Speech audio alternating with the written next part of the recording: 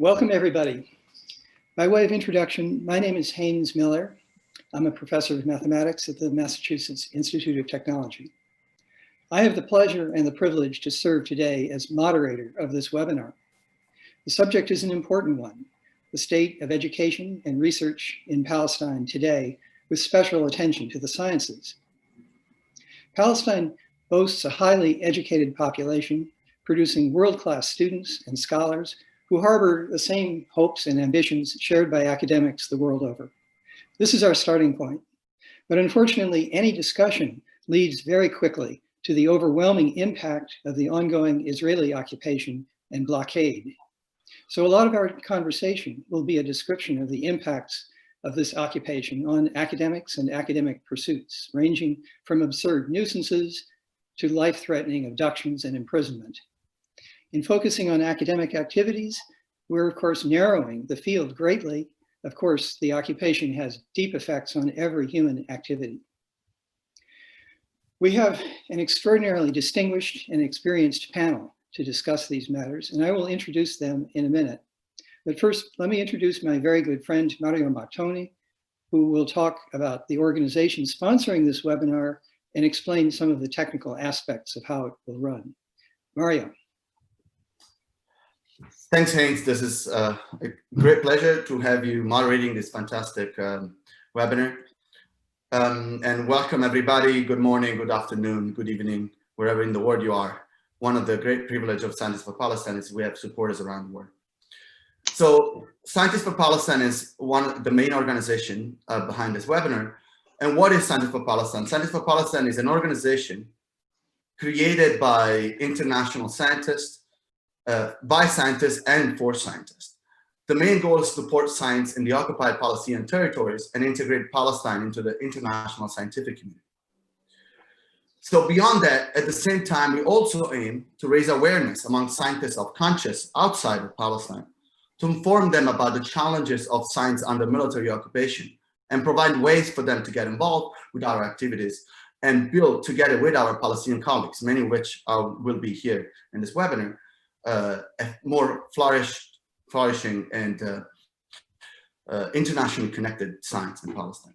Scientists for Palestine is a relatively young organization, about 5 years old, and we have so far organized a really remarkable set of activities, including master schools in physics, particularly, but we are branching out in other disciplines at Palestinian universities. And we have organized international solidarity and collaboration meetings, both in the US and the UK. We have built online resources and organized multiple webinars. This is one in a series of them for Palestinian researchers, students, and international scientists. We have a website, which is www.scientistsforpalestine.com. It's scientist with an S, and the 4 is just a number. Though I think if you type Scientists for Palestine in Google, you'll find it quickly. We have a Facebook account, an Instagram account, all kinds of social media. We're trying to be, up with time. And we have a long-term vision in which we want to keep building this plan with this mentorship and exchange programs with our colleagues, and even open actually local SFP chapters around the world, especially in the UK, the US, and Palestine. So we're open to new ideas. So please go to the website if you're interested and connect with us. Let me give in a minute or so to explaining how the technical issues of this seminar, the webinars are going. So this is going to be a conversation. Haynes will elaborate on that. The technical stuff that I want to discuss is how to ask questions. Okay, so there is going to be a final session of question and answers. And because we are expecting quite a bit of participation, we have decided to have Haynes, our distinguished moderator, to ask the questions to the speakers. So please, if you have questions, both if you are listening on Facebook or if you are on Slack, write them either on the comment section of the link on Facebook or here in the chat. You can send it to everybody else. And it's going to be a team working in the back, I'm and other people, that will try to condense those questions and send it to Haynes, so any of your concerns will be addressed at the end. Let me conclude by just saying a few words that this webinar, if I may, Haynes, I would like to make a special mention to my personal great friend, and our colleague and friend, the scientist for Palestine, Ubay Aboudi, who is unfortunately currently in prison, has been detained since November of last year. And in many ways, at least from my end, this webinar is kind of making a reality, a vision that he had. So I would like to, personally dedicate it to him, but the name of Ubay Aboudi will come back many times during the webinar. So those who don't know who Ubay is will get to know him. Thanks a lot, Haynes, for the time, and welcome everybody again. Thank you. Thank you very much, Mario. So now I'm delighted to introduce our panelists. I'll introduce all four of them and then invite them to discuss a series of aspects of our subject. Hanan Hussein is Acting Director of the Bisson Center for Research and Development.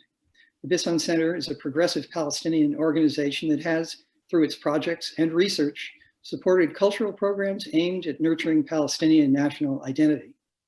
The center realizes its vision of values of freedom and justice and equity through its alignment with the poor and marginalized in Palestinian society.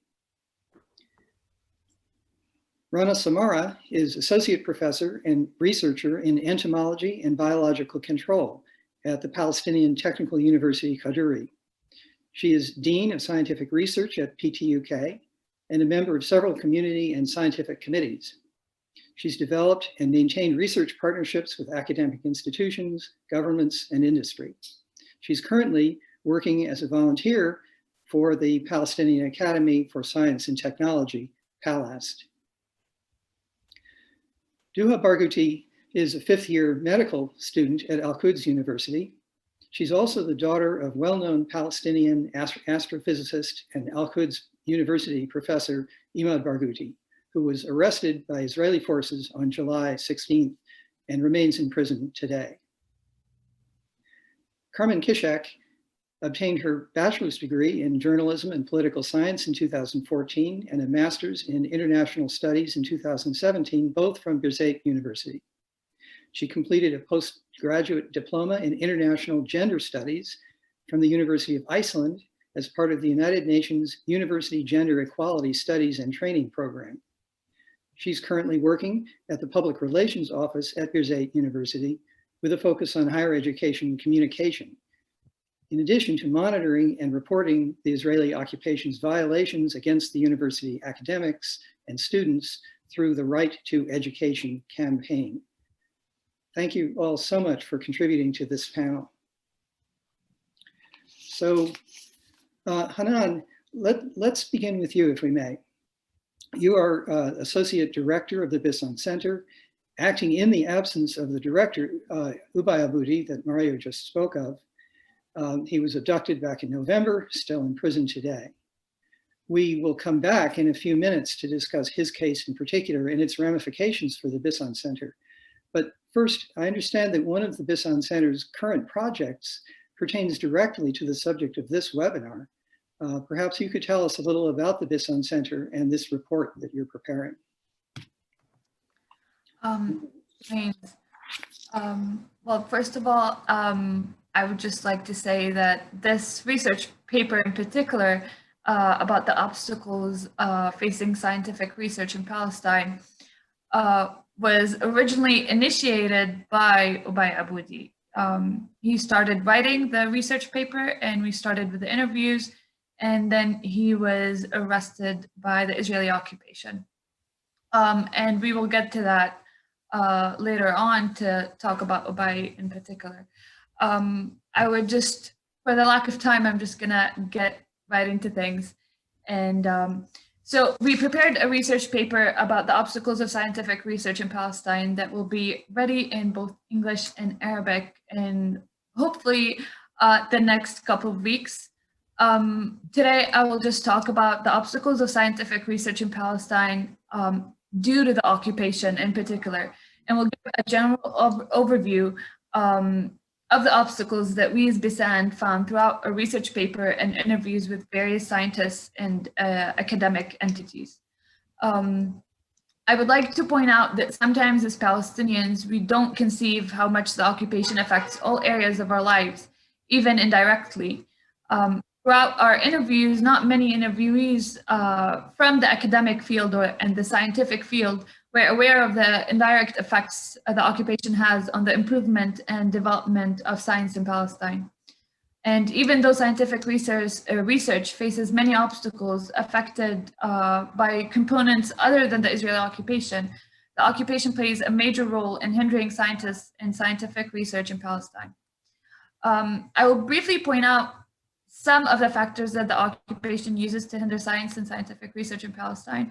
And the full research paper, I will share it with scientists for Palestine, so they can also share it for whoever is concerned.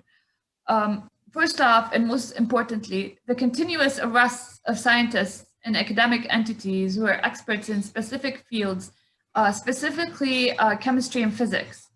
Israel has, and for a long time, used this method to hinder the academic development of Palestinian scientists by continuously imprisoning them and fabricating a list of charges to indict them.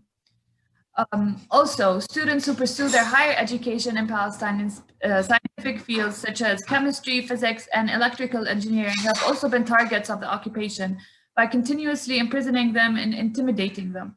Not to mention the cases of students who have been banned from traveling and continuing their higher education in scientific fields in international universities. There have also been cases of assassinations of scientists by the Mossad, the Israeli intelligence agency. Not all of them have been proven to be assassinations, but most of their families and have talked about the assassinations of the scientists. The occupation is always concerned and always attempts to hinder the development of the Palestinian society, whether through education, socioeconomy, or even culture.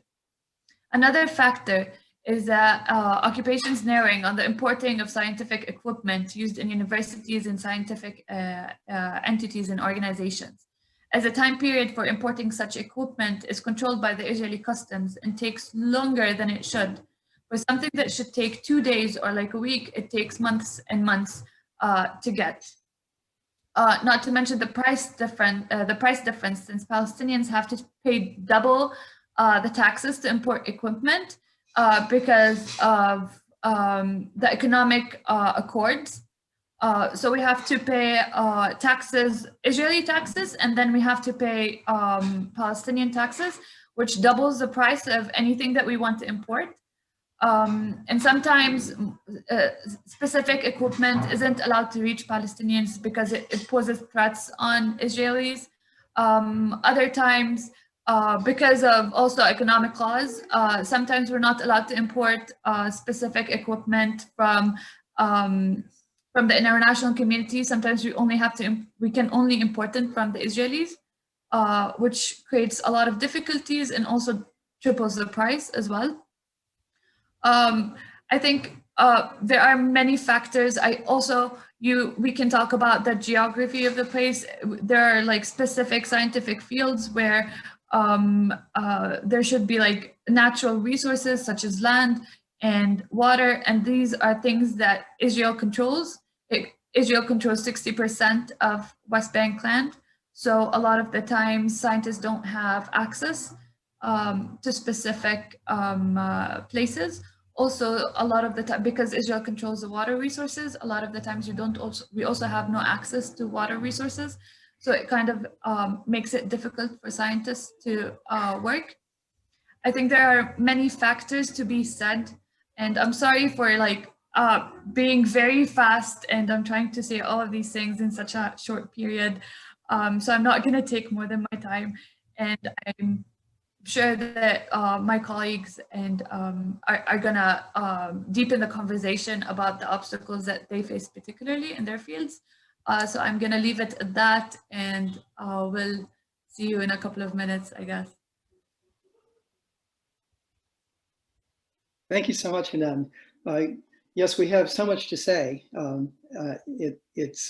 We're all pressed for time. But this was a great overview of the kind of difficulties that academics and scientists in particular face. And so actually our next speaker is Rana Samara. So Rana,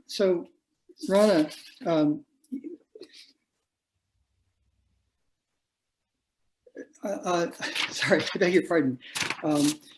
Rana will certainly have things to say about the difficulty of importing scientific equipment, but I thought,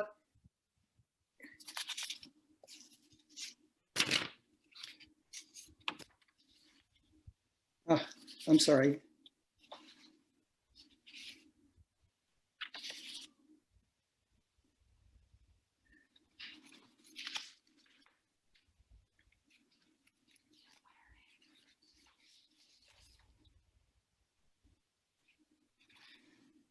So I think we should hear next from Duha. So Duha, my deepest hope for the early release and full exoneration of your father. Again, we will return to his case in a few minutes. But first, we'd like to hear about your experiences of being a student in Palestine today. Hello, everyone. Dear respected audience, first of all, our family thanks all of you for your respected support and powerful solidarity. Your support gives power and courage for my father in his captivity, and my family feel that we're not alone in this difficult situation. So thank you all again for your helpful and powerful support. Thank you. Mario, can you please share screen the visuals? We see them, good. I'm a medical student. I'm a fifth-year medical student at Al-Quds University, the daughter of the imprisoned Professor Imad Barghouti. I live in Abu Dis, a town next to Jerusalem, and whenever I leave my house, I face this, the Israeli apartheid wall, a wall of 20-foot high concrete that separates the West Bank from the rest of the Palestinian occupied lands. If I have my clinical training as a medical student in Jerusalem, which we can see that is, next please, which is very close to Abu Dis, it should roughly take me 7 minutes to arrive to the hospital. We can see Jerusalem right behind the wall. It should roughly take me 7 minutes to arrive to the hospital, but with the wall separating our lands, I have to go through a traffic-choked checkpoint for at least 40 minutes, get my bags checked, my ID and my permission to enter Jerusalem. And with my father now being arrested, I might be prevented to complete my clinical training at Jerusalem and prevented of renewing that permission. If I have my clinical training at Bethlehem, for example, I have to go through another checkpoint with fully armed soldiers from head to toe. Next, please. This is the checkpoint that I have to go through when I go to Bethlehem. Next, please. At June 23rd, Mr. Ahmed Ariqat got into a car accident at that checkpoint, where he was shot. He was left to bleed to death on the street, surrounded by soldiers that denied him any medical assistance for over an hour. This was his sister's wedding day. My friend Iman, who turned into a cruel tragedy, and until this day, Israelis are holding Ahmed's body hostage from his family. They didn't even say goodbye to him. What a tragedy. And as a medical student, we promise to provide medical care whenever it's necessary. Many doctors have been attacked, have been beaten, have been arrested for providing the slightest medical care to Palestinians. For example, Palestinian Red Cross paramedics were attacked with pepper spray while performing their duties at times of clashes. Ahmed wasn't the only victim. Next, please. This beautiful lady, Razan al-Najjar, a 21-year-old paramedic from Gaza. She was shot in the back and killed by an Israeli sniper while wearing her paramedic vest in a field full of white-coated medics. These violations and scenarios that we live day by day, fighting for justice, having to go through these high-risk checkpoints to reach the college campus or the hospitals, has a large impact on the Palestinian students' mental health. Our willingness to leave our houses every morning, that devastating reality that we're forced to live with. And currently, with my father being arrested, this isn't the first arrest of my father, actually. He was taken away from us before at a crucial point of our lives. At 2016, he was arrested a week earlier of my twin sister, Saja, and I major high school exam. But that didn't prevent us from acing those exams, and now I'm a fifth-year medical student and she's an honor list engineering student.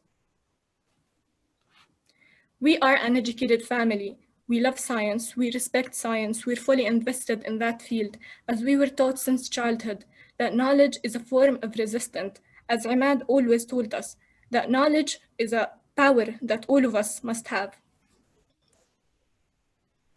Imad is my father. Next, please. Imad, sorry. Imad is my father. He's my friend. He's my guidance. He's my motivator.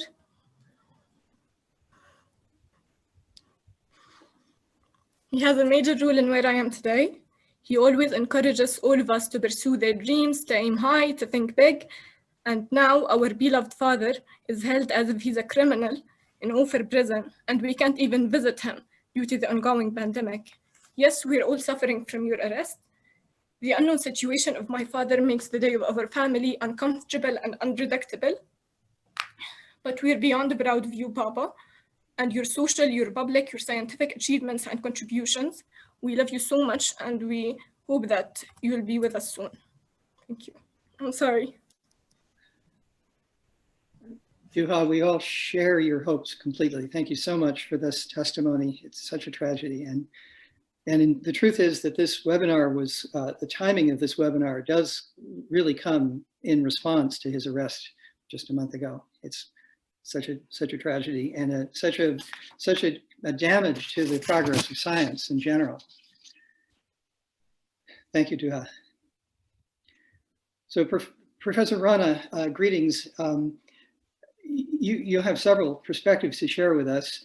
And I'm interested first in your experiences as an active researcher in Palestine. We just heard from Hanan about the difficulties of importing scientific equipment into Palestine and the expense of it. And I'm sure that this is a very familiar problem to you. Yeah, hello. Thank you, Hans. I would like to thank you all for joining us on this webinar.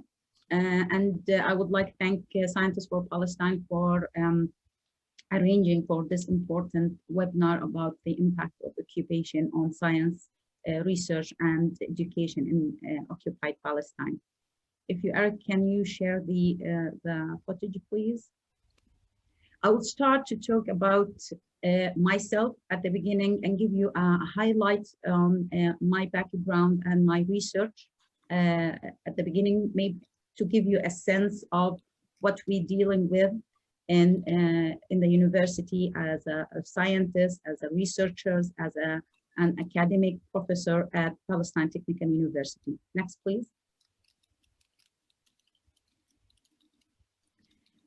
My background is in entomology and integrated pest management. I got my bachelor and master degree in Jordan, then my PhD from Germany. My postdoc was in Canada.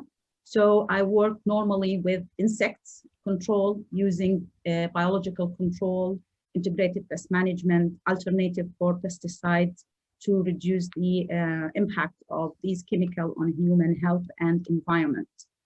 So basically, I'm an active researcher with different studies in pesticide resistant, cross-resistant, and management of plant diseases and insects. Next, please. I am an associate professor at Palestine Technical University. I would like to give you a little bit about Palestine Technical University Geshori. Geshori was established in 1930 as an agricultural college in the field of diploma. From 1930 to 1994, there was a shift in the development on the agricultural impact of these institutes, converting from agricultural school to agricultural college to technical college. By 27, there was an official approval on converting the college into a state university, which is the first state university in West Bank under the name of Palestine Technical Geshori. And in 2017, we have another 2 branches in Ramallah and Hebron. Next, please. If you can see here, this is the map of West Bank. You see these red dots. These are the branches of Palestine. The north one is in Tulkarem, which is in the northern part of Palestine. The one in the middle, it is in Ramallah, which is in central Palestine. The one in the south, it's in Hebron. And we have more than 8,000 students in Palestine Technical University. Next, please. These pictures shows the Palestinian Technical University Kaduri in Tulkarem branch. The red dot is the campus location. The line here is the wall, the apparent wall of Palestine. In our campus in Tulkarem, we have a training camp for the Israeli soldiers. They have confiscated 23 dönum of the university land and converted to an active training camp for the soldiers. And they have also this separation wall that have been mentioned by my colleagues. And there is another issue that we have a chemical industrial factories named Geshori that was built on the land of West Bank. Here we can see that with the red rectangular. What we have here that we have in 2015, next please, we have the lots of violence, another one please, that happened during 2015 from October till January 2016. We have been actively violated on a daily basis from the Israeli soldiers. They have confiscated a lot of equipment. They have destroyed the greenhouses. There was 14 students have been wounded by live bullets and rubber bullets. More than 50 students have been injured, and more than 100 of the staff and students have been suffocated with gas and tearing gas and toxic gases have been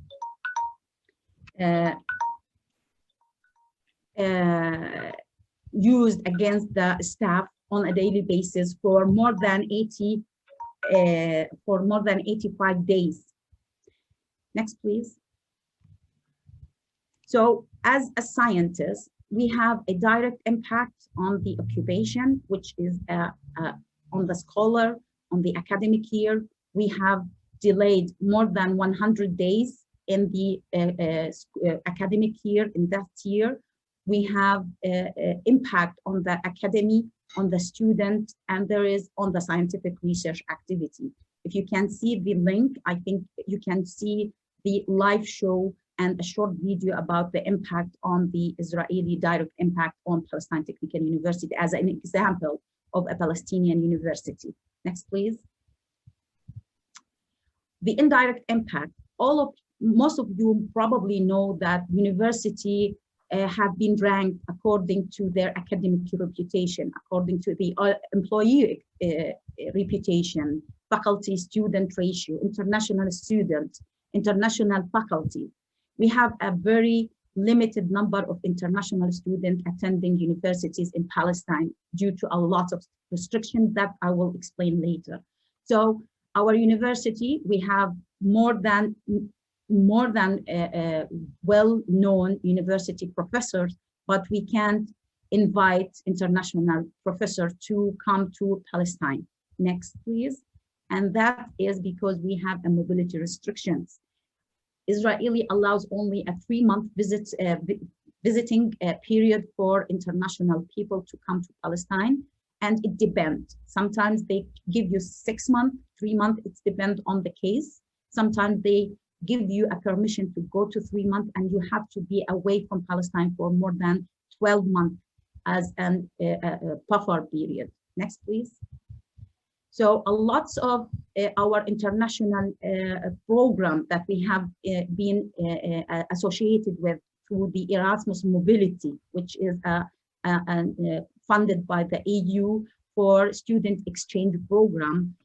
We have a lot of cases of students were banned from coming to Palestine, like the Italian student, they were banned to come to Palestine through the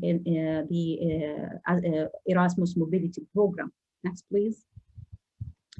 So this is my share as a scientist, as an academic, about the challenges that we face on a daily basis in Palestinian University. And I think we can discuss more that in the second round. Thank you.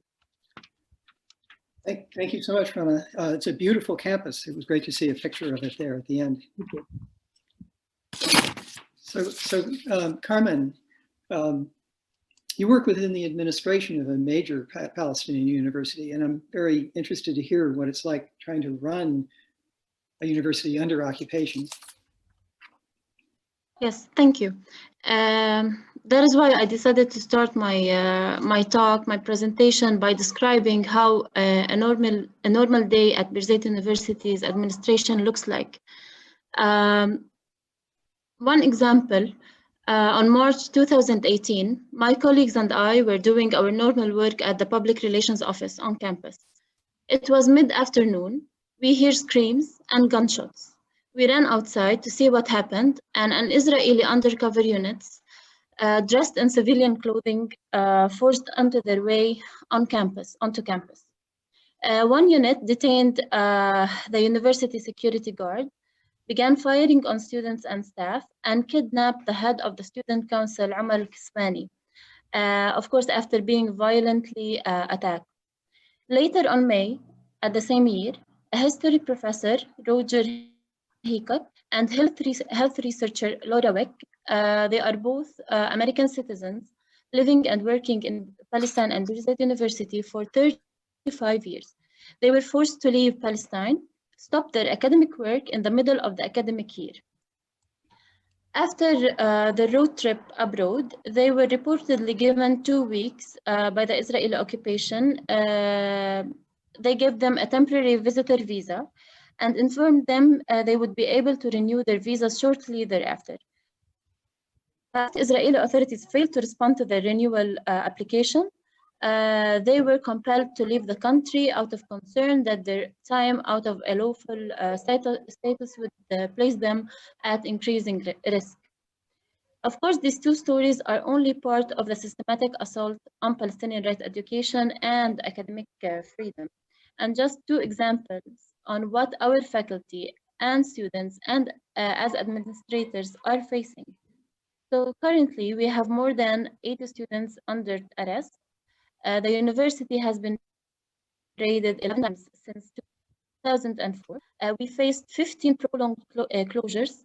12 departments and programs are facing the threat of losing qualified international faculty because of the harsh visa Israeli policy. And currently we have 5 international faculty that are overseas, and they had to stop their contract with Birzeit University because there are no clear indicators when their visas will be renewed or whether the Israeli occupation will allow them to enter Palestine again.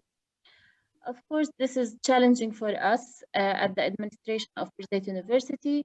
We are struggling to perform our normal academic roles. So instead on focusing on research, on academia, promoting our students and faculty excellence and progress, or trying to improve our academic international reputation, we are focusing on building international networks with our supporters, solidarity movements, to tell the story of our suffering instead of totally focusing on our success. Of course, building networks with international peers is not a bad thing, but it is a bad thing when we ask them to help us function normally like any other university in the world. So this policy of Israel interferes with the normal functioning of our academic life and threatens the lives of our faculty and students and staff. We are under constant threat, and we are always subjected to repeated humiliation and indignity, and unfortunately we cannot control this. We only can control it by building networks, by reporting these violations, and that was through our Right to Education campaign that was established in the beginning of the 90s. It aims at monitoring, documenting, reporting the Israeli assaults and and we try to build other networks with academics, associations, and human rights organizations to draw attention to what we are going through every day. And so it is completing our role as an academic institution that tries to build programs, expand its horizons beyond borders, despite of being of attempts of isolating us. But I want you to try to answer this question, or to imagine with me that a university where you live is being affected this way, your faculty and your staff and your students. So if we consider the university and higher education as essential to shaping our futures locally and worldwide, then what do these Israeli international restrictions mean for our world? Thank you. Thank you, Carmen. You know, these daily restrictions and difficulties that you face every day and have for many years, we're facing some mild version of that now with COVID-19, with university closures essentially. So we get some sense of what struggling against something like that must be like. But of course, this is a natural force that we're working against and not a foreign power that we're struggling against. So we've talked for some time about these routine obstacles that academic workers of all sorts face on a daily basis.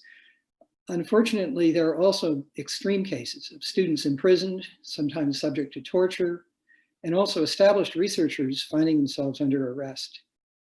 Hanan, let's talk about Ubay now. Ubay Aboudi was a key organizer of the Scientists for Palestine conference at MIT this past January. I was a local organizer of that conference, and Ubay's abduction and detention gravely impacted our planning and the conference itself as well. I can only imagine the impact that it had on his family, but also on the Bisson Center. And perhaps you could talk about that. Thank you, Haynes. First off, I would just like to say Ubay is not only our director and the director of Bisson Center for Research and Development, he's also husband and father, beloved by his wife, Hind Schreide, and his 3 boys. The oldest is actually 4. So I would just like to talk about his arrest and what ramifications it had on Bisson. Ubay was arrested on November 13. The Israeli soldiers raided his house in Kfar Aqab in the West Bank and detained him for 27 hours. And then put him under administrative detention, which is an illegal measure frequently used to detain Palestinians under a pretense of a secret file put forth by the secret intelligence, where detainees are detained with no charges for 6 months at a time, and the arrest or the detention can reach years. Ubay was taken and he was put under administrative detention for 2 months. And with all the campaigning against administrative detention and everything that people around the world were doing for Ubay, especially Scientists for Palestine, instead of just letting Ubay go because there are no charges against him, they fabricated a list of charges and sentenced him for 1 year and 1 week. The year he is supposed to be released in November 19th. So we're waiting on him. His family's waiting on him, and I'm waiting so he can take his job back and relieve me of what I'm doing. But anyways, I'm just gonna talk about how it kind of affected our work. First of all, we're a very small center. We're 8 employees with Ubay in prison. We do a lot of work in research. We do a lot of work in development. We talk about socioeconomic rights, and our research is usually critical of current governmental policies, current developmental policies, and we have programs that do that talk about the right to health, that talk about gender problems, and laws that can be put forth to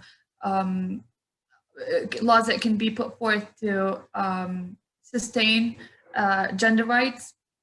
But all of that has been kind of put under a lot of stress because of Ubay's imprisonment. Currently, we're a donor-dependent organization. Like all organizations in Palestine, we're very donor-dependent. What is actually happening right now is that the EU has put forth a new annex attached to their contracts, to their projects that we have to sign. It's conditional funding that forces Palestinian organizations to sign a contract criminalizing our political factions and deems them as terrorists. So as Palestinian organizations trying to get funds, we have to sign this contract saying that our political factions are terrorists, which is something that we are against, and it is something that we stand against and we're trying to fight. But the Israelis are putting a lot of stress on the EU and a lot of international organizations to put this contract. It also means that we have to vet everybody that we work with. It also means that we have to make sure that we're not working with people that have been previously imprisoned, which is completely ridiculous because 1 out of 5 Palestinians have been imprisoned before or have been arrested or detained by Israelis before. So it's completely ridiculous to put these kinds of conditions on Palestinian NGOs because we are not policing. We're not supposed to be policing the Palestinian people. We're supposed to be working for the Palestinian people. This is something that happened, and it is something that is required of all organizations working in Palestine, all Palestinian organizations and CSOs. What we are actually facing as Bisan Center, with Ubay's imprisonment, a lot of the funds that we were supposed to get were reallocated. A lot of the projects, a lot of people, a lot of institutions, international institutions rejected our projects because of his imprisonment, which was completely illegal and it was completely fabricated. So there's no sense of rejecting our projects. We're not politically affiliated with anybody. We're an independent organization, and the continuous attacks by Israelis on the organization and the fabrication of charges and the fabrication of information about Ubay and Bisan Center is being put forth on the media by a lot of Israeli entities and Israeli organizations. This is something that we're trying to fight, but it's very difficult because they have a lot of financial resources. They have a lot of international support, unfortunately, as well. So this is something that we are currently facing. Also, Ubay was an amazing director. I'm not sure I'm suited enough to be like in his shoes at this moment. So this is something also that I wanted to talk about as well. This is something that I'm personally facing, and I think all of the other employees are facing because of Ubay's arrest. We're trying to hang on, and hopefully when Ubay is released, everything will be back, will be better. But this is something that all organizations are facing as well. And I think this is something the international community should be talking about, because a lot of international organizations funding Palestinians are funding Palestinians from money, from taxes paid by international citizens. So this is something that international communities should be talking about and should be asking about to see why their money is not going to places, to organizations working within the Palestinian society. Also, a lot of the things that are happening now, because we're donor dependent and because a lot of international organizations are putting conditional funding and forcing it onto Palestinian organization, it does not only mean that we have to deem our political factions as terrorists. It also means that a lot of our research that we talk about is limited. So now they're trying to control the terminology that we use. We are not allowed to say settler colonialism. We're not allowed to say apartheid. A lot of the terms that we usually say to talk about the Palestinian cause and to analyze what is happening in Palestine is now not accepted by international organizations, which means our work is getting a bit more limited. We're trying to do a lot of research that is kind of independent, but because of the lack of funding and the lack of financial resources, it is becoming a bit harder for us to do our jobs. Again, there are so many things that I can be talking about right now, but I'm just gonna stick to my time because Haynes is looking at me and like and kind of trying to make me stop. So I'm just gonna, yeah. Thank you very much for listening, and I'm looking forward to the questions and the discussion. Exactly. Thank you so much, Hanan. Yes, the Bisson Center strikes me as a standard progressive social development organization that every country has, that many people are very committed to, and yet it's facing this kind of stigmatization. It also strikes me this is a great example of the kind of asks that we have, the kind of things that we as international interested parties can have some impact. And we'll come back to possible actions that we can take at the end of the webinar. Thank you, Hanan. Duha, it would be great if you could talk a little more about your father's arrest and about the work that he was doing, the circumstances of his arrest. Yes. Hello back, everyone. So my father, as most of you know, is an international respected astrophysicist. He has various scientific achievements, either on research level or his academic role as a faculty member in Al-Quds University. But despite that, he's a scientist that he must be respected, that didn't stop the Israeli forces to arrest him for the third time now. Professor Imad's first arrest was in 2014 for 2 months, then in 2016 for 7 months, and now he's been detained for more than 2 months. All of those arrests are because of my father's public opinions, his practice of freedom of speech, which is constant with the international law.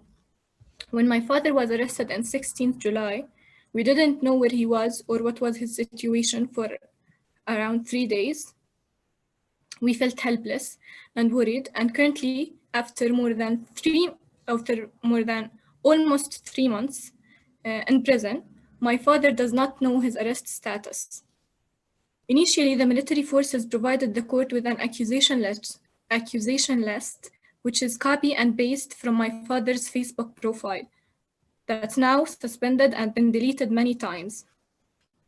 All the items in the accusation list are my father's publicly expressed opinions, his participations in many public social events and issues that he normally shares on Facebook.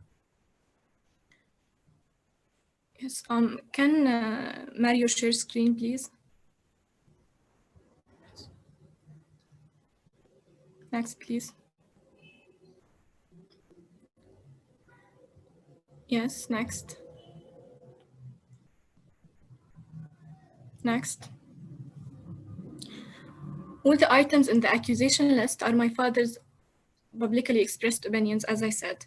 After many postponed court sessions, the judge agreed to release my father with a bail of 10,000 shekels, around $3,000, I believe, but the military persecution denied the verdict. The military forces agreed to release Imad under 3 conditions. Number 1, a bail of 50,000 shekel, around $14,500, to stop using Facebook permanently and to keep Imad home present. The judge first agreed to review the option, but the military persecution quickly changed my father's status to administrative detention for 4 months. Administrative detention is an arrest based on secret files for a period of time that may be renewed many times, as Hanan mentioned earlier, as in case of Ubay. More than 500 Palestinians are facing administrative detention. My father those secret reports, that's based on administrative detention, no one is allowed to look at. Even my father's lawyer isn't allowed to look at these reports. No one knows what's written within these reports. So you're basically imprisoned for a charge that you don't even know. The Israelis are interested in my father as he's a man of a powerful, effective word who works to provide and improve. Imad is a popular and a public figure here in Palestine. People love him and he loves people. He's invited to almost every event to give a speech. Imad calls for peace. And my father never incentive against peace as they claim. Next, please. This occupation is so fragile, so weak, that they even use writing over Facebook as a pretension to arrest, to gag, to silence every honest voice that calls for justice. Such an icon should be honored, should be provided facilities for him to be able to provide more and more, not to be held in prison. The fact that my father was provided various offers around the world, but he preferred to stay and serve his occupied country that is in need of his experience, despite all the construction, the humble resources here, the financial status, the travel restriction that my father was put under after his first arrest. Israelis think that by those arrests and constriction, they will hold him back from spreading the message of knowledge, the message of science and resistance. But they will never succeed. I'm sure that my father has done many lectures, organized study groups with his inmates, and found a way to keep giving, keep passing, and exchanging knowledge as possible as it can be. Despite the fact that he is in prison, Imad didn't stop helping others. He didn't stop sharing his knowledge with others. In the previous arrest, he helped other prisoners with their master theses. He helped others to graduate. Imad and my family, we're holding tight with education and we resist with it. And actually currently with the COVID-19 pandemic, it's a challenge for prisoners because of close confinement, limited access to personal protective equipment, the elevated burden of cardiac and respiratory conditions that exacerbates the COVID-19 risk among prisoners. And Imad is a 50-year-old diabetic patient. He has diabetes, and COVID is harsh on diabetic patients. And there are constant news about new cases in prisons each day. We're actually worried on my father and all other prisoners with him. May God protect him and protect all other prisoners from the pandemic. Thank you. Thank you, Duha. We all second that wish. Exactly. You know, he's exactly the kind of person that is the future of Palestine. He can offer so much, has offered so much to the development of this country, and it's terrible to see him arrested and stopped in this way. And Ubay Aboudi also for no crime. Thank you, Duha. Thank you. Carmen, science is an international endeavor. We talked about this already a little bit. At least before the COVID-19 era, visiting teaching and research appointments have been a key part of development of scientific progress. Much of what I've learned about obstacles to such visits to Palestine comes from the wonderful website run by Right to Education. Perhaps you could describe this work a little more for us. Yes, I want to elaborate more on the international restrictions that Israel has put on our international, our possibility of achieving internationalization of higher education. So the idea of internationalization is very important because the ability to attract qualified faculty members and students from other countries and culture is a measure of and a contributing factor to institutional reputation. And it is even more important in the Palestinian context that is characterized by isolation and restricted mobility. Of course, the Israeli occupation has retained full control of all exit and entry to and from the West Bank and Gaza Strip, and therefore Palestinian universities and international staff have been placed at the mercy of an opaque and very harsh visa system, which denies entry to international academics and students, and even deny some of the students' right to travel abroad and pursue their higher education. So what is this doing to Birzeit University as a higher education institution? It is isolating Birzeit from its peers in the world. How is that? Entry to Palestine is severely restricted or hindered. Almost no work or study visas and permits are granted for foreigners.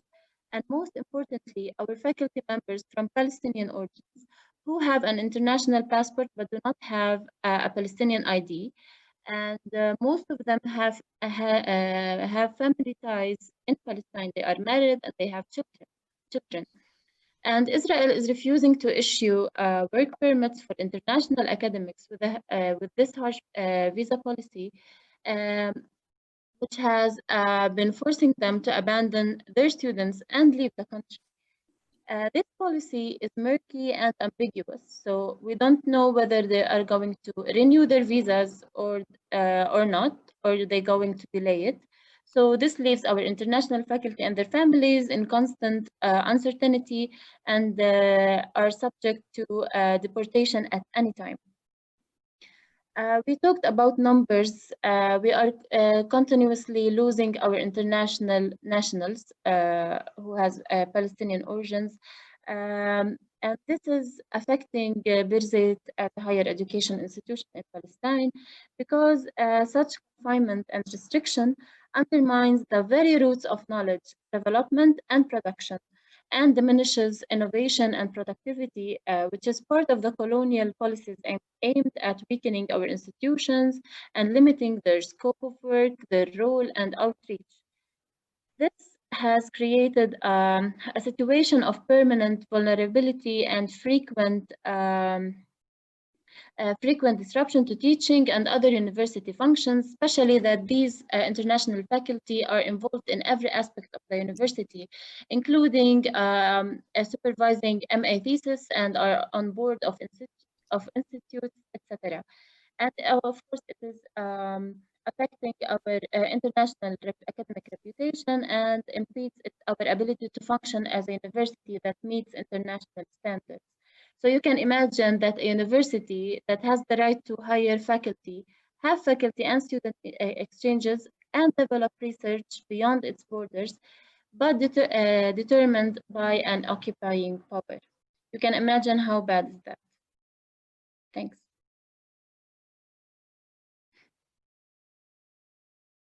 Thank you, Carmen. Yeah, extremely frustrating. And I refer everyone to the Right to Education website for a lot of detailed information and current information.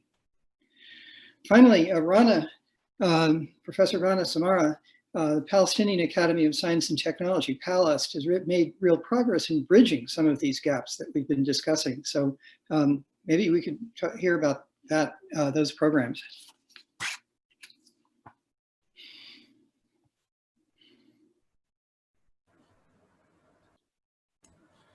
Yeah, despite the frustration in Palestinian situation in the academy, we still have hope. We still have plans. We have always, we are a resilient nation. So we find solution to most of what we facing, because this has been going on for more than 70 years. So we don't give up, and this is our land, so we have to fight.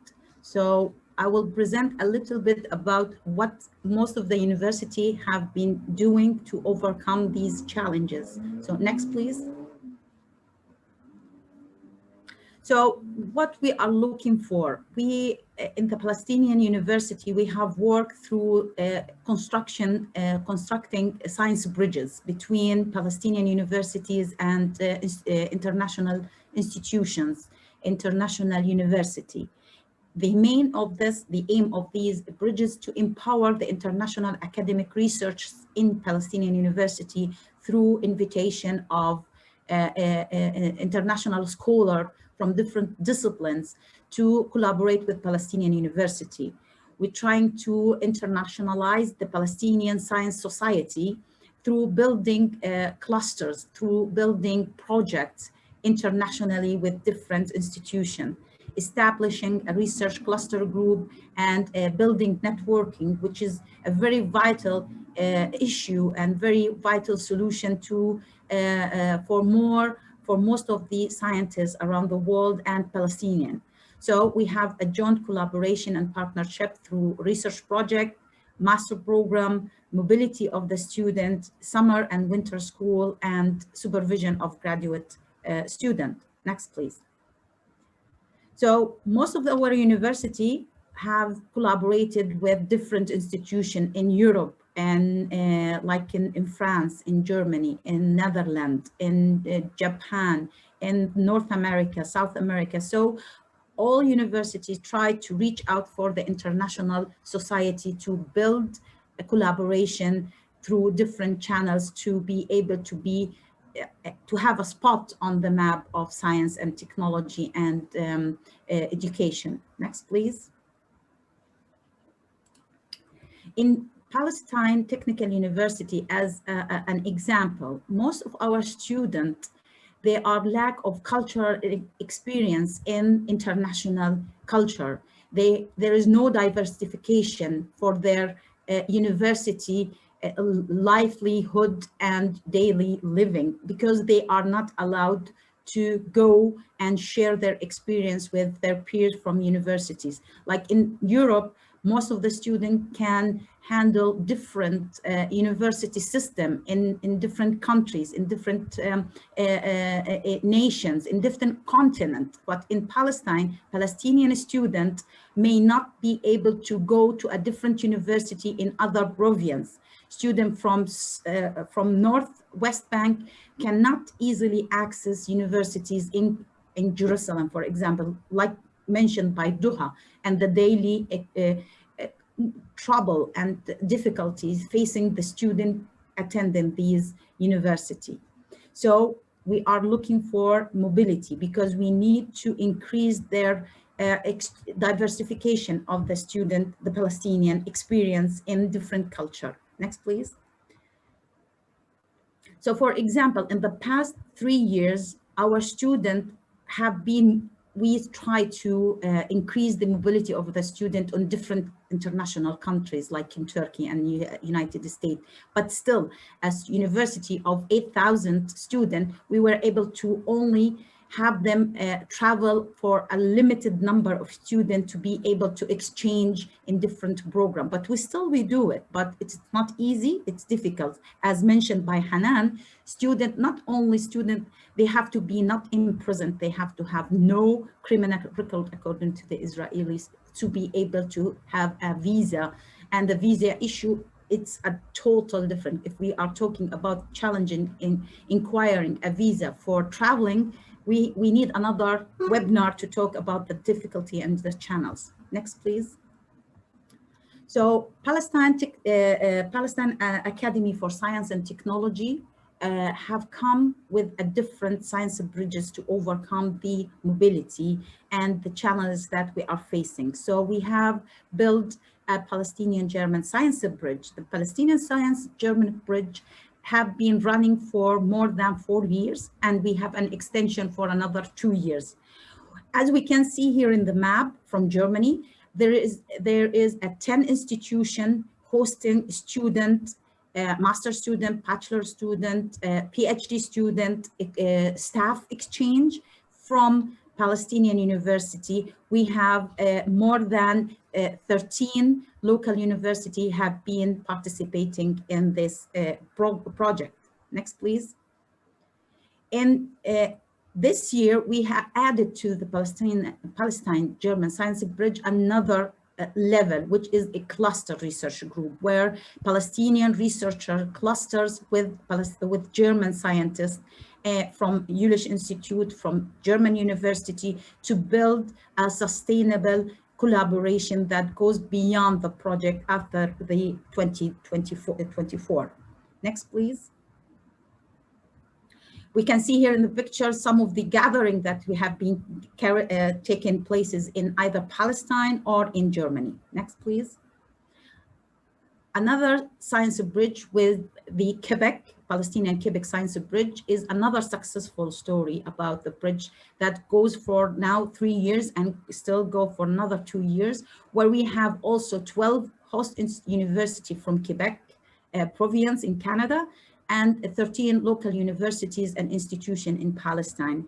We were able to find a bridge between these institutions and Palestinian institutions to host more than 100 PhD and master students for short visit to conduct their scientific research in the Quebec University and institution. And next, please.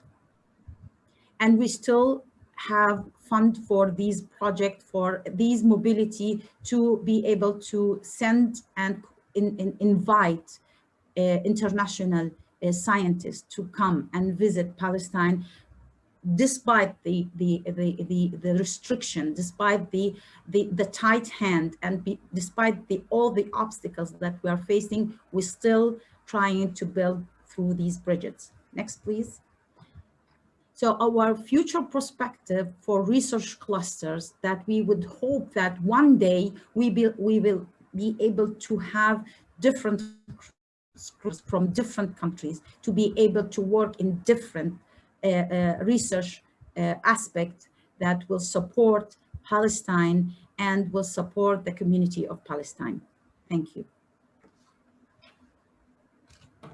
Thank you, Rana. This is so inspiring, and this work is so important for both Palestinian scientists and students, but also for the rest of us to get much more insight into Palestine and to do work with you and your colleagues.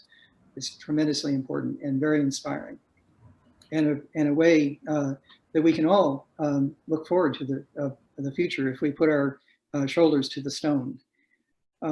So I've been trying to collect questions from the audience. A few came to my mind as well. There was a question maybe for Hanan about, she mentioned that physics and chemistry is particularly hard to get on international visits from within physics and chemistry. And is there a reason for that, do you think? Is this something that's specific to one discipline more than another? Studying physics and chemistry, or having people who have studied physics and chemistry come to Palestine?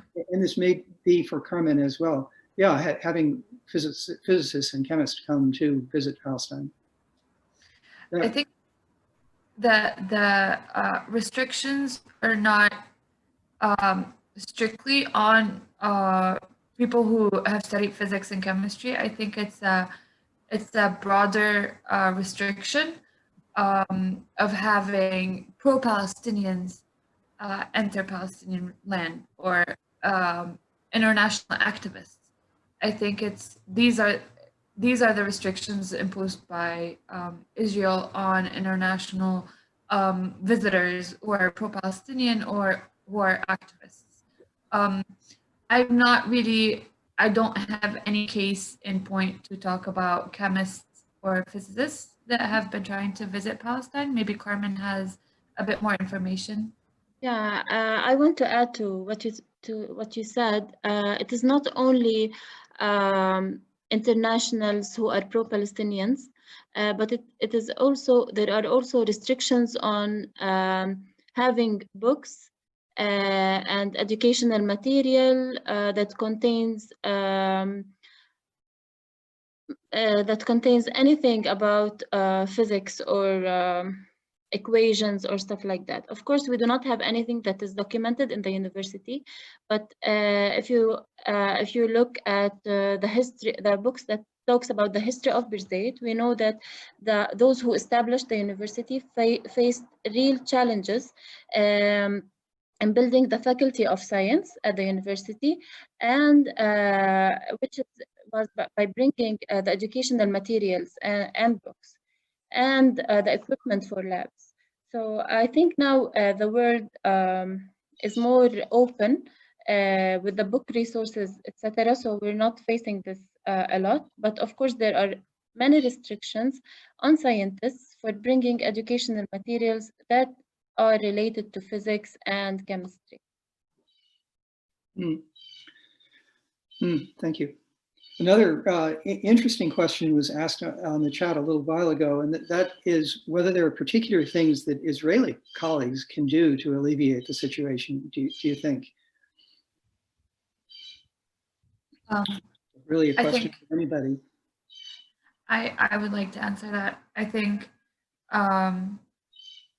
Israelis can fight the colonialist system that they live within. I think this is the most important thing that they can do, is that they can find the settler colonialist system that they live within. But supporting Palestinians just means humanizing a colonialist system that attacks Palestinians on a daily basis. So I think what they can do is fight their own system and stand on the right side of morals, I guess.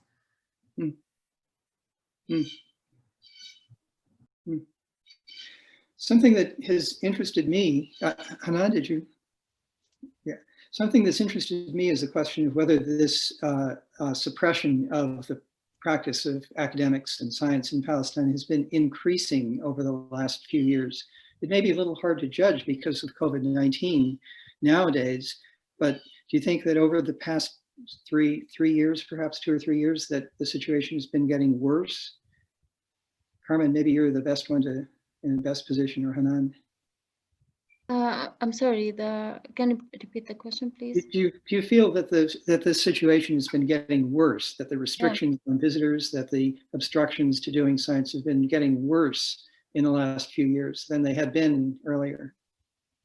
I think it is an ongoing and a systematic policy that targets Palestinian higher education institutions. But regarding international faculty in specific, and prior to COVID-19, we witnessed a heightened restrictions on the university's right to hire and maintain international faculty. So the university had really big problems in trying to have to help the international faculty take visas for the whole semester or their whole contract. The only visas they took is for 2 weeks to 3 months, and then they had to leave the country and come back again and face the risk of whether their visas will be renewed or not. So yes, the numbers increased of foreign internationals that were forced to leave the country. Almost no international faculty had renewed their visas for the whole academic semester, except for those who come through government-sponsored programs such as Erasmus Plus or something like that, or these programs.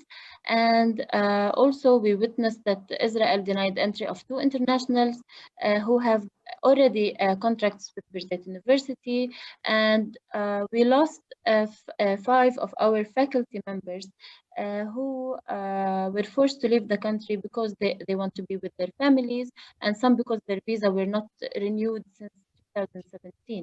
So we are facing this problem, and it has been escalating since 2017, according to the statistics that we gathered at the university. Yeah, that's definitely my impression, that the last couple of years, 3 years, have been much more restrictive. But I want to add something, that the problem with this policy, that there is no real policy. It's very ambiguous, it's unpredictable and uncertain. So we do not know if there's certain criteria the international faculty should do in order to have their visas renewed or not. We cannot predict this, so we do not know which measures should we take. Yeah, just a part of the general strategy of the occupation to be unpredictable and not bound by public rules. So there's a question from Facebook that asks about if there's a bridge or exchange program, maybe through Palast, with Norwegian universities. I might say that this is a question that's begging for a yes answer, maybe initiated by our Norwegian colleagues. But do we know of any such thing in the works in Palast, Rana? Well, currently we haven't been approached by Norwegian, but we have been working with the French and with the UK on a similar bridge, different perspective. But we are welcoming any initiative, because I think that the more bridges that we can construct through the international world, the more that we will be able to communicate and reach out for the rest of the world. So thumbs up, please. Do have do approach us. We will accommodate, because we are definitely welcoming any initiatives with any institution. It doesn't have to be with governmental or institution. We can work with different academies. We have been working with the Czech Academy for Science and Technology, and the academy in France, and the academy in Britain, to construct similar collaboration, either on the level of the research or the technology, or even with like technology transfer. So we are really welcoming any initiative. So yeah, sure, why not? You know, and there are informal things that can be arranged too. International collaboration over the internet, over this Zoom, for example, Yeah. Is much more understood now. It's much more common. It's something that everybody does now. And so it suddenly opens the possibility to have remote collaborations with Palestinian partners or with Palestinian students. So I'm working on a project to initiate some undergraduate research that's joint between MIT scientists and Palestinians. And these kinds of things are not that hard to set up. We don't need any official approval to do it. Yeah. It's a little bridge, not like the big bridges that Palast has been constructing. Yeah, I believe any small step, baby steps that we can build on, it is always welcome, and it will always help in somehow.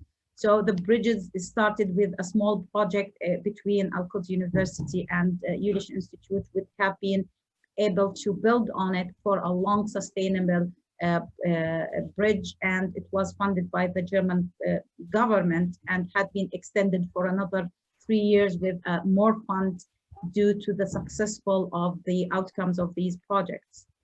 Mm-hmm. And I know people who've personally benefited a great deal from that particular bridge. Yeah. So the chat has many questions in it asking for action. So for example, what actions can be taken to force Israel to relax these extreme measures of for preventing mobility? Have there been successful previous attempts to force Israel to ease mobility of Palestinians? Or I think we've been addressing that all along, but maybe someone has something further to say at this point. I can maybe answer that. Well, there have been individual attempts to force Israel to ease the mobility of Palestinians by going to Israeli courts, getting lawyers and going to Israeli courts. So a lot of people are banned from outside of the West Bank. They can go to court and try to get that ban annulled. Some cases have been successful and some cases haven't. It depends on each individual case. But a collective thing is a collective measure trying to force Israelis to their measures have not been tried yet. I have not been aware of anything that have been tried and has succeeded. At Birzeit University, we collaborated with the Adala, the Legal Center for Arab Minority Rights in Israel, and Al-Haq, also a legal institution, to fight to end these escalating discriminatory policies. Of course, I cannot say that they are successful, but we tried. Adala addressed to policymakers in Israel to try to make these policies more clear and to ease the visa extensions or renewals to the faculty. We do not have any clear indicators whether it did or not. Because the faculty are still suffering from having their visas, and they have to go to Beit Il to renew their visas, and the situation is still uncertain. So there has been a collective measure at Birzeit University, let's say, with 2 legal institutions. We tried to send letters, we wrote statements. The academic faculty at the university who are both affected or supporters at Birzeit tried to contact their peers in the world. In addition to academic institutions, they wrote letters of support and solidarity. So that was very helpful. We drew the media's attention, the international media's attention, which is very important. But we still have a lot to go to do in order to put a system, let's say.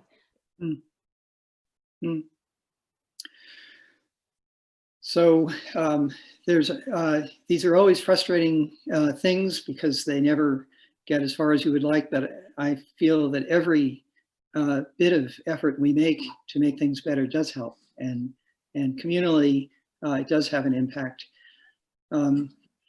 This is the moment when we start to talk about things that we as a community can do. The international community is definitely culpable in allowing the violations that we've been hearing about to persist year after year, in the United States most especially.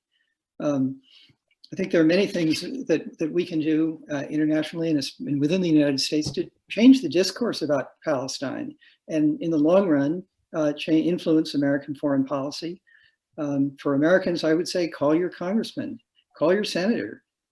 You have a lot of information about the kinds of violations that occur just within academics now. We're going to post this video and a lot of other allied associated material on the S4P website. You can look at that there. Call the Biden campaign. It's a drop in the bucket, but many drops influence things, and maybe will influence statements made in the campaign and perhaps the policies of a new administration. Sign the letter of protest of Professor Barghouti's arrest, which is up on Scientists for Palestine website. Join local organizations supporting justice for Palestine. Work with your professional organizations to sign a statement of protest against the Israeli occupation and the harm that it's doing to Palestinian academics. Several professional organizations have issued statements of that type. There are plenty of actions that we as individuals can take, and we heard about some new ones in this webinar. For example, trying to influence the policy of the EU and this annex that Hanan spoke about. Helping the Bisson Center, supporting the Bisson Center directly in one way or another would be a tremendously helpful thing that each of us can do individually. Engaging with Palestinian partners in research or mentorship, student training. This is something that S4P has been very engaged with, but it's something we can do individually as well, or work through S4P. I think we've learned a great deal about the obstacles, about the conduct of science and the obstacles to doing science in Palestine. And, you know, I'm sure that everyone all here will join me in expressing profound thanks and appreciation to our 4 panelists for sharing the insights into academic life as it's done in Palestine today. So thank you, Carmen and Rana and Duha and Hanan. Thank you all. And thank you. Thank you for all the participants. Thank you very much for having us.